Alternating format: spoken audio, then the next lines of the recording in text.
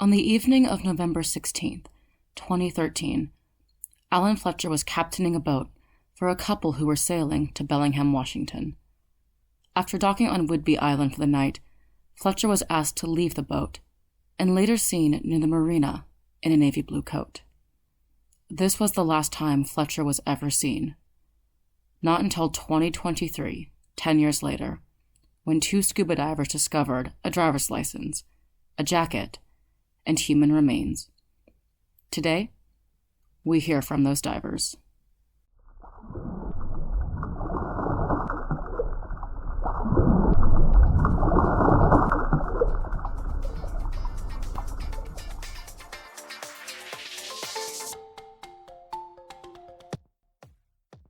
Hello, everybody, and welcome to the podcast. This is What We See, and I am your host, the Little BRRmaid, here for all your salty stories and watery tales. Don't forget, follow me on my social media. It's currently just my Instagram, at Little BRRmaid. Although we do now have a YouTube. I finally got it started. I know I have a huge backlog to get to, so please bear with me because it's a lot of work to do.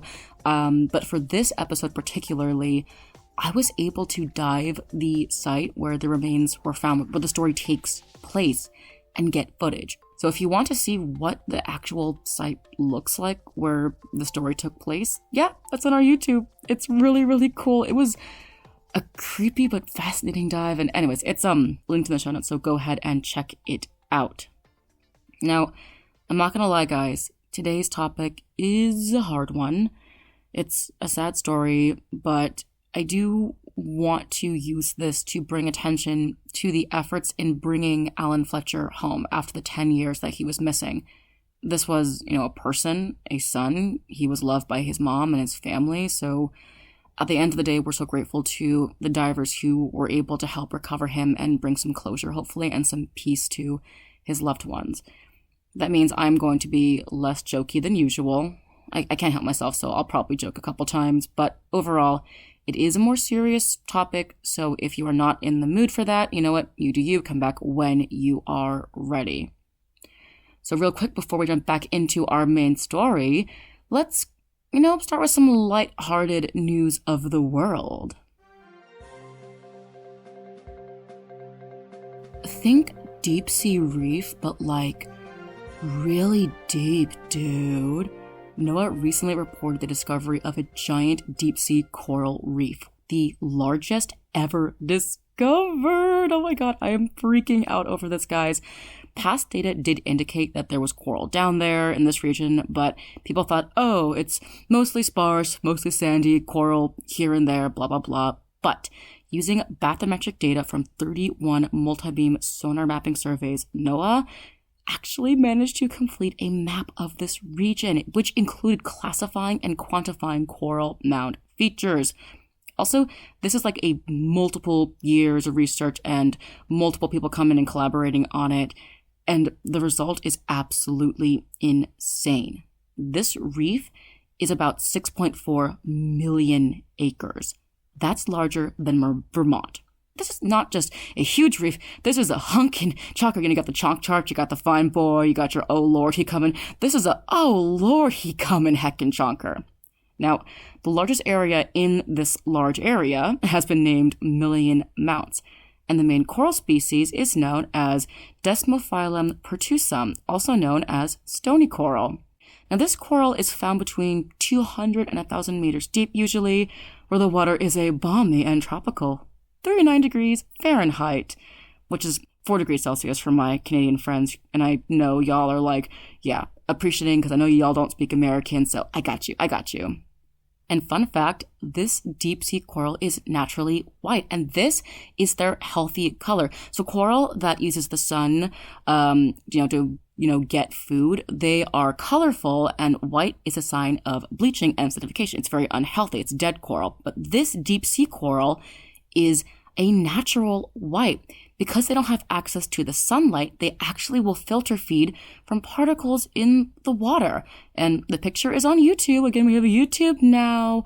It is ghostly. It's beautiful. I never thought white coral could be so pretty, but it makes sense, right? Also, I feel like I say this so often. We know the moon more than the ocean floor. How is it that we're just now discovering this? This is right off our coast. It's mind-blowing that we are still figuring out what's down there. Also, fuck deep-sea fishing nets that threaten the ecosystems. And you know what? Save the deep sea. You know what? Save the deep sea. Okay? Just saying. Oh, speaking of sea... Can you see? I love winter diving. Even with the deep freeze we just had, and that was really weird, by the way, being like, the water hurts less than my hands. Conditions are gorgeous. Mostly. I mean, 15 feet viz is kind of, the average, like the worst we get around here, but man, we definitely did suffer from the storms recently. A lot of the eelgrass has been cleaned out. Like 3 Tree got hit so hard, it was all gone. Places like Junkyard and Redondo also are looking a bit sparse. And that's really, really sad. Well, there are still amazing critters, though. I just did a morning dive at Redondo, and there were lumpies there. There's snailfish. You know what? Let's go ahead and transition into... What can you see? Well, I mentioned lumpsuckers already. The season isn't quite as good as last year, where it was like 10 per dive, and they were all different colors. But we're still finding them, thank God. We're also seeing snailfish, beautiful shrimp, opalescent squid eggs, and baby stubby squids are back. Oh my God. I just dove Junkyard like a few days ago.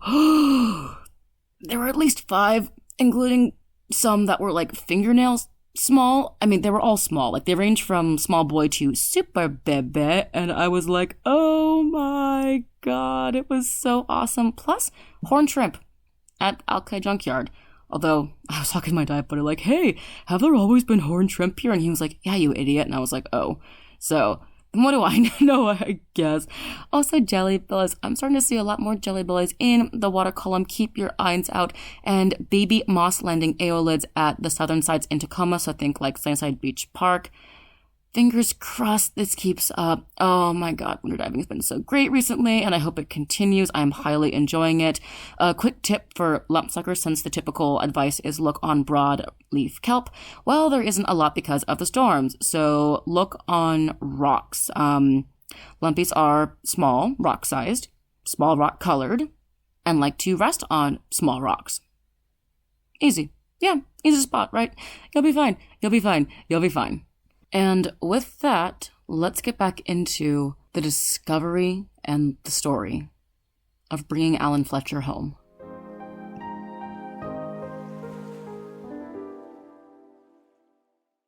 Allen Fletcher was last seen near Langley Harbor after the couple he was sailing with asked him to sleep on land. Fletcher was reported to be intoxicated, and his behavior had begun to scare the couple. When Fletcher failed to appear the following morning, the couple departed without him. Calls to his phone went unanswered. 10 days later, Fletcher was reported missing. Even though his coat was later recovered by divers, it looked as if, quote, found as if it was on a hanger. Police did not suspect foul play. Fletcher had no history of mental illness or depression. An article by Fox 13 Seattle reported, police divers searched Langley Air Force Base, but didn't find a body or any conclusive evidence suggesting Fletcher even went into the water. Interesting, we don't have an Air Force Base here in Langley. We have a marina instead. This is Joe Mangiafico. He's one of the divers who found the bones. Actually, Tabby is the one who found the remains. In 2023, Joe and his partner, Tabitha Tabby Jacobs Manifico, were diving the Langley Harbor, conducting a reef survey.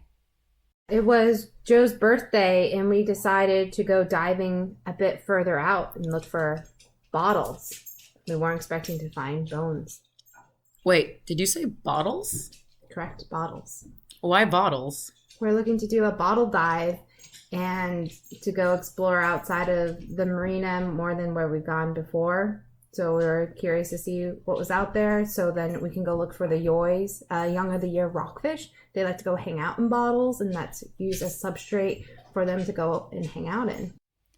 Their survey also included searching for a local celebrity, octopuses. Yes, we were looking to see if there was any good habitat for octopus in those bottles. So octopus like to go and make homes inside of glass bottles that have been discarded. What kind of octopuses? We are looking for possibly red Pacific octopus, maybe juvenile giant Pacific octopus, and on the off chance, maybe the rarer seen moose octopus that was recently been discovered here within the Salish Sea. By you guys. I saw the picture in the paper. Oh, not discovered by us, but we did get to go and explore and see them in their environment in about 40 plus feet of water, which is pretty shallow for them, usually found in like thousands of feet deep. Tell me about Langley Harbor. What's it like?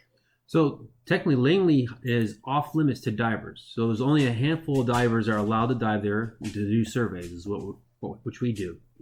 The dive site is outside the marina, really, so we don't get hit by boats. So we're diving a old tire reef that used to break the waves, but eventually sank. And so we dive usually around that.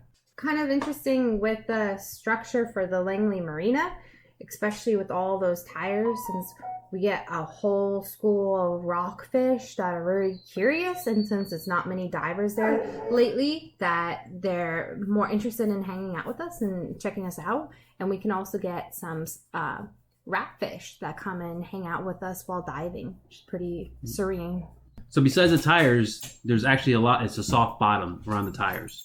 And it heads off to in between Langley and Camino Island. It's actually over 600 feet deep, so it's just pretty much sand all the way down there. 600 feet deep. So what are the chances even that you found this missing person in the first place? They were pretty slim. The police department searched for him inside the marina, and they didn't find him. And somehow his body ended up being outside the marina in about 70 to 80 feet of water.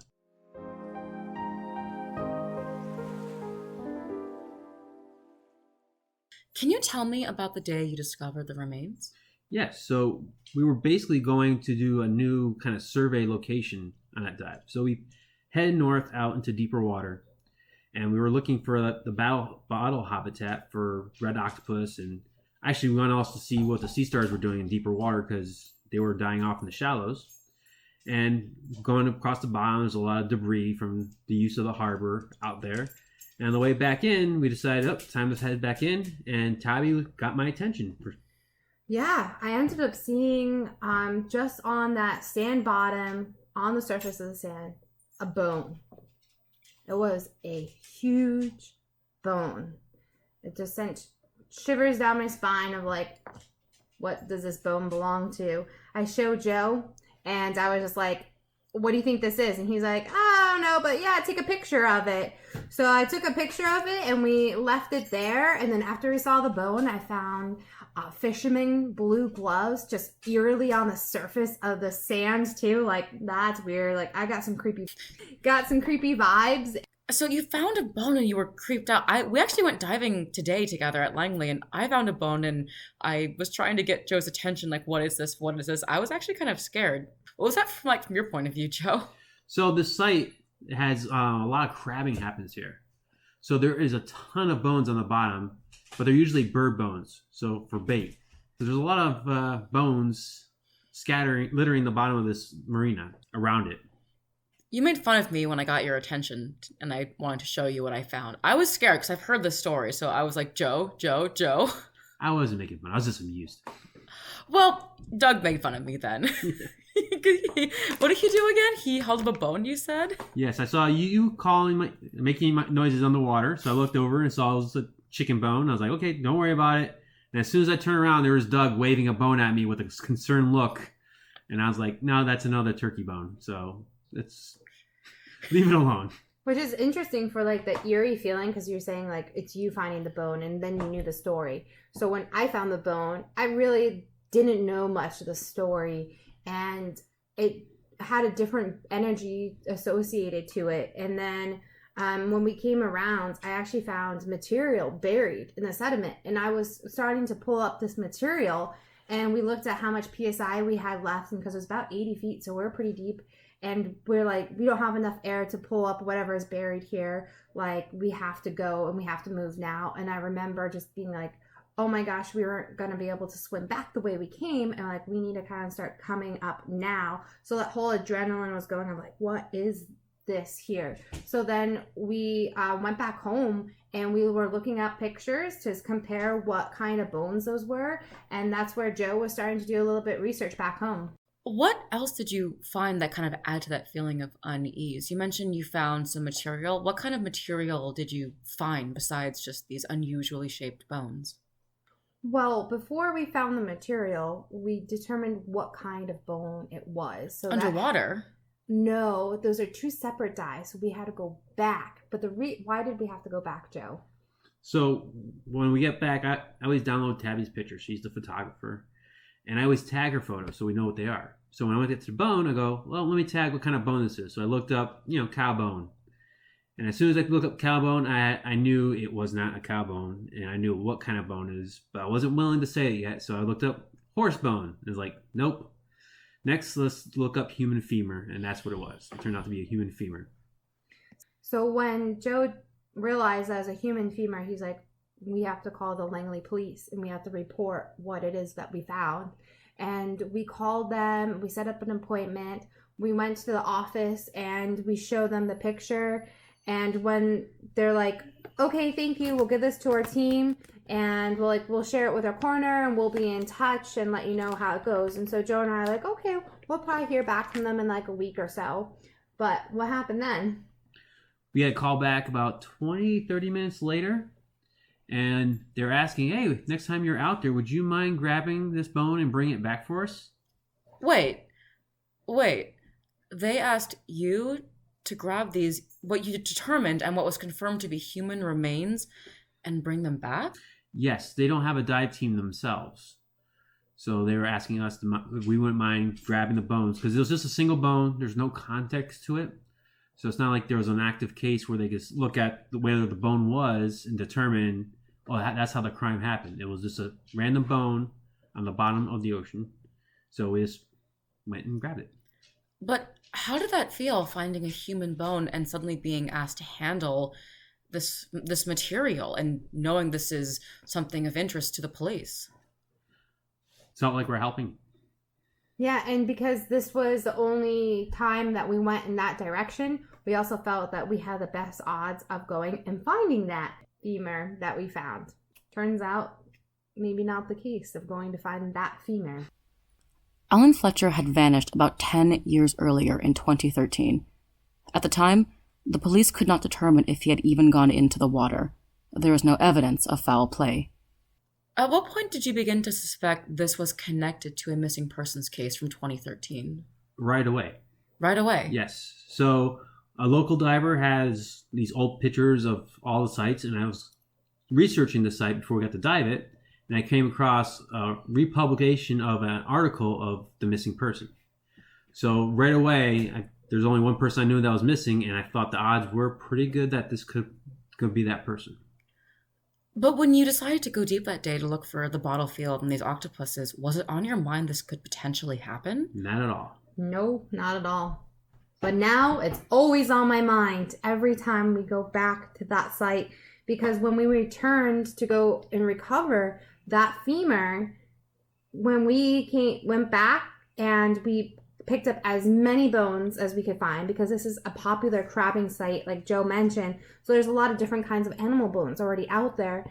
And to my untrained eye, I didn't know what bones I was really going to be picking up until I picked up a heavier bone, and it just, the energy signature was different. So we picked up as many bones, and we're running out of time too, and we grabbed as much as we could.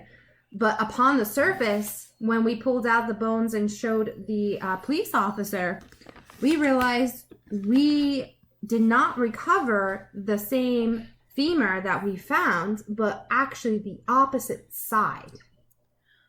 So you're telling me you went down to find the femur that you discovered and left the first dive, and you discovered the other femur? Correct.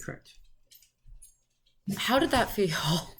It just confirmed that there was more to the bones than just one single lone bone, which wasn't really so surprising. It was just, oh yep, there's more of this person out there that we brought home to his family. After you found the second bone, how did that change the search and recovery efforts? What happened next? Well, that was the end of the dive. So that was our second dive in that part of the location. So it took us a while to find them. So basically at the end of the dive, when we're turning the dive, calling dives, when we ran across that bone, and Tabby found that bone also.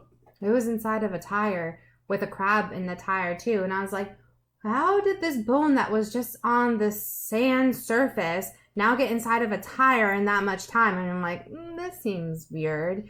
But in that area was also the area of the material that I knew that there was something there, and we couldn't dig it up and bring it back because, again, since it's 80 feet, we've already ran out of air and time to try to search it. So we knew we were going to have to go back. And I think we found actually a few more bones with that femur. That was just, I think, bird bone. We didn't find any human bones that dive other than the femur. How much time does a diver typically have at these depths? How much time did you have to search each dive? Because you did multiple dives, correct?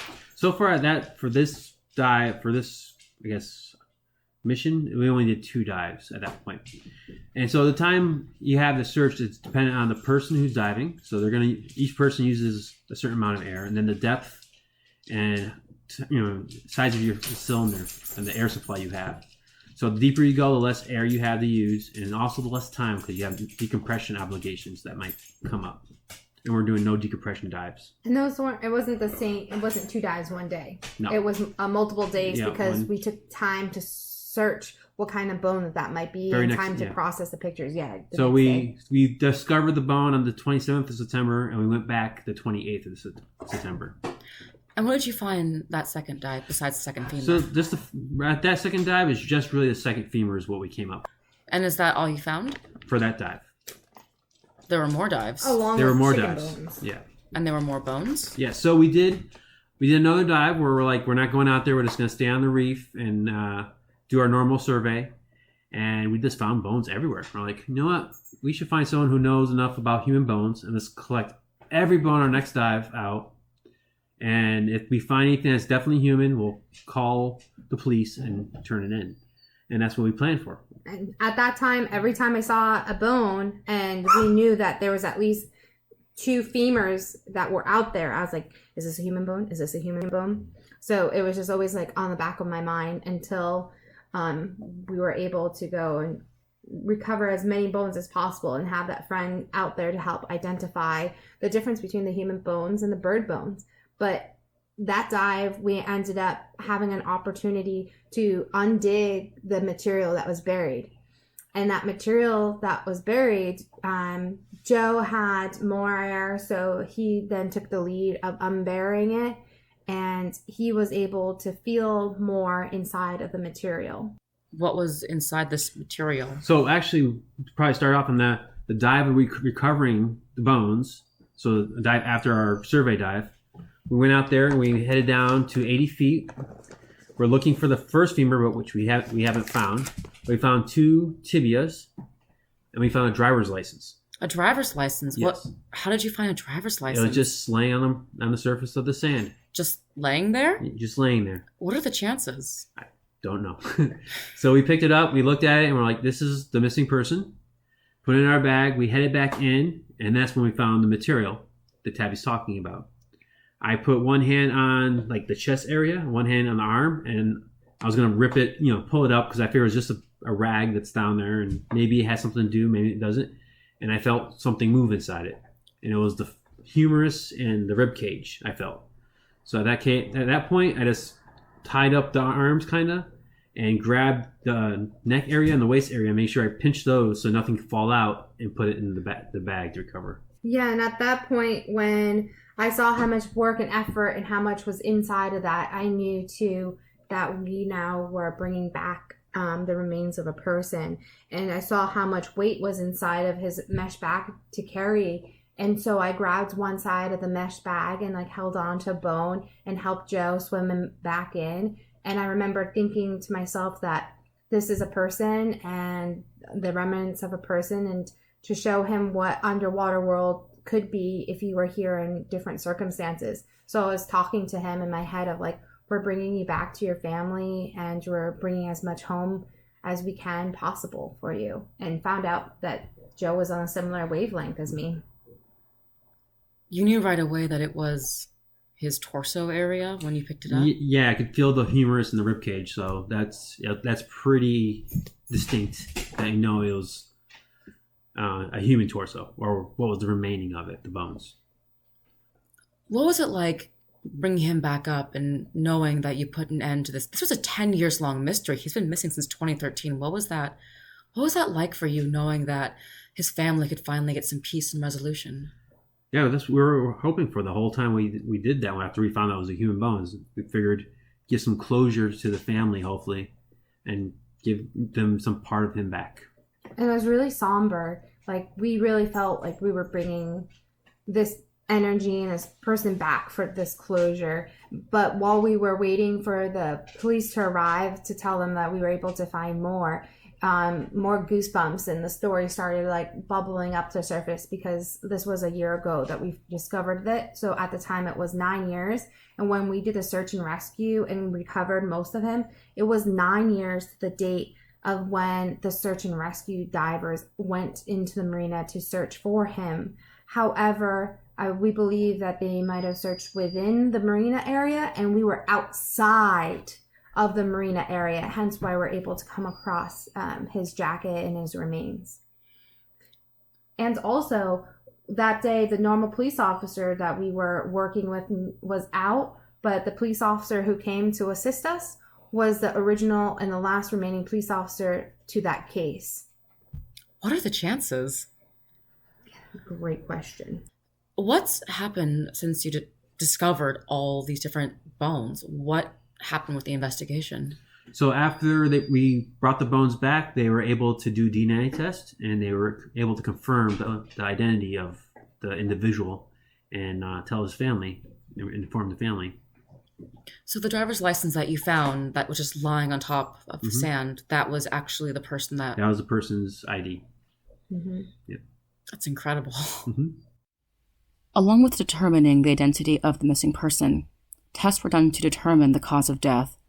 The bones did not show signs of suspicious damage that would indicate a homicide. But exactly what happened to Allen Fletcher and how he ended up in Langley Harbor remains a mystery. It's been about a year since this discovery. How are you feeling about it after all this time? Well, it's interesting because as a diver, people always ask if you come across remains or bones or you find a body.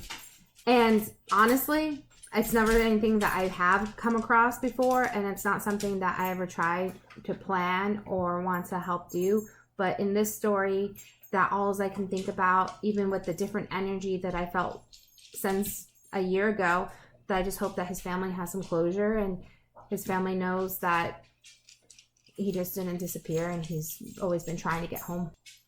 Have you been in touch with the family at all? We have not. They want to remain private? Most likely. We just didn't want to interject into that. Mm-hmm. Yeah, wherever they are, I hope they're feeling better, knowing that their son at least made his way home.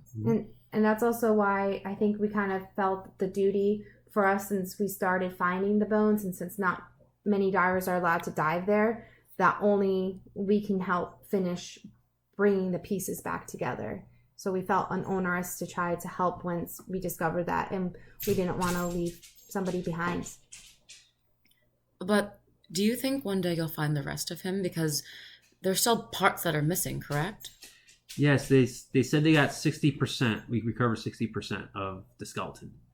So I'm positive a lot of the small bones, the bones in the hands and the feet, we won't find those. Those are probably lost. There's probably 1 or 2 long bones left to be found out there.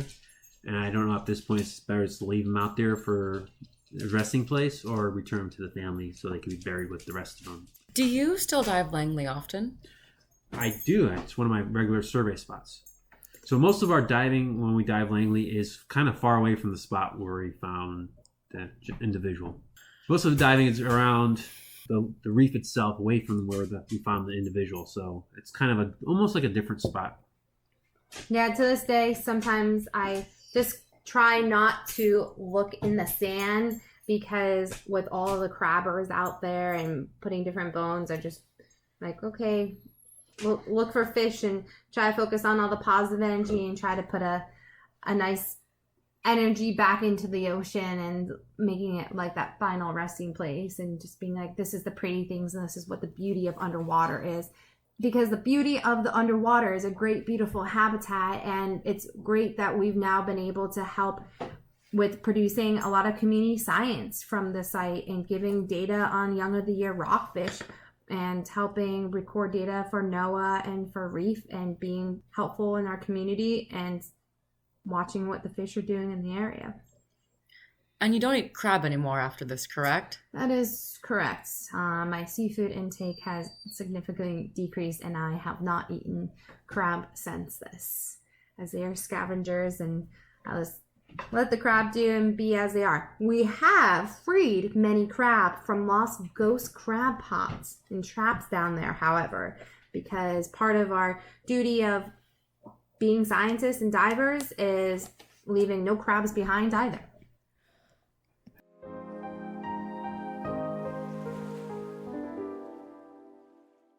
After 10 years lost, Allen Fletcher finally came home.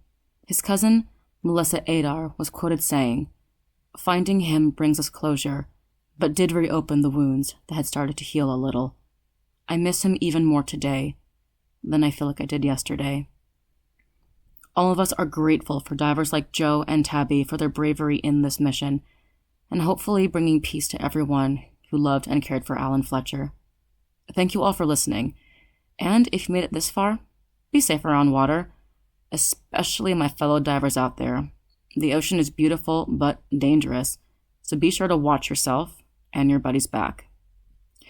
And for all my listeners, again, I really appreciate you tuning in. If you want to write in, you got a suggestion for a story, you got an idea, you want to say hi or whatnot, I have an email, littlebermaid@gmail.com, also in the show notes. Check out my YouTube for the video version of this episode, and that includes footage of Langley Harbor. No body, don't worry, we wouldn't do that. And also my Instagram @littlebermaid for photos and weekly dive reports for local PNW diving. Until then, I will see you next time.